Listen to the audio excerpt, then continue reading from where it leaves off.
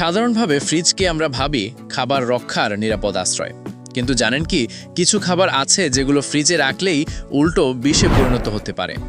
24 ঘন্টা পার হলে সেগুলোতে জন্ম নেয় ক্ষতিকর জীবাণু, যা শরীরের মারাত্মক ক্ষতি করতে পারে।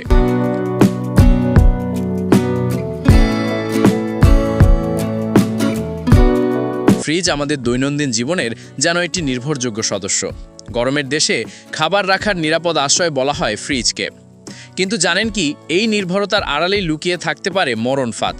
শেফ 24 ঘন্টা ফ্রিজে ঢুকেই কিছু খাবার হয়ে উঠতে পারে নীরব বিষ।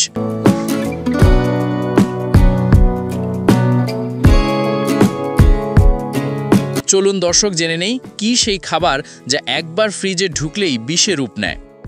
অর্ধেক কাটা পেঁয়াজ অনেকেই ফ্রিজে রেখে দেন পরদিন রান্নার জন্য, তবে জানেন কি এতে দ্রুত ছত্রাক জন্মায়, আর আর্দ্রতায় এই ছত্রাক দ্রুত ছড়িয়ে পড়ে, যা খেলে হতে পারে মারাত্মক পেটের অসুখ।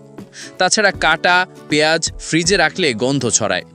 রসনায় জরুরি উপাদান আদা ফ্রিজে রাখলে সেখানেও ছত্রাকের আক্রমণ হয়। এই জীবাণু সরাসরি ক্ষতি করতে পারে লিভার ও কিডনির। অন্যদিকে ফ্রিজে রাখা খোসা ছাড়ানো রসুনেও খুব দ্রুত ছত্রাক জন্ম নিতে পারে। এই ধরনের ছত্রাক শরীরে ঢুকলে দীর্ঘমেয়াদী ক্যান্সারের ঝুঁকি পর্যন্ত তৈরি হতে পারে, সঙ্গে আরও নানা স্বাস্থ্য সমস্যা। তাই সবচেয়ে ভালো উপায়ে রসুন গোটা অবস্থায় সংরক্ষণ করুন এবং রান্নার ঠিক আগেই খোসা ছাড়িয়ে ব্যবহার করুন। এতে ঝুঁকিও কমবে আর পুষ্টিগুণও থাকবে অক্ষত। আগের রাতের ভাত সকালে খেয়ে নেব এমনটা ভেবে আমরা প্রায়ই আগের দিনের ভাত ফ্রিজে সংরক্ষণ করি, কিন্তু জেনে রাখুন ঠিক ঠান্ডা ভাতে জন্ম নিতে পারে ব্যাসিলাস সিরিয়াস নামের বিষাক্ত ব্যাকটেরিয়া। ফলাফল ডায়রিয়া, বমি, আরও ভয়াবহ কিছু।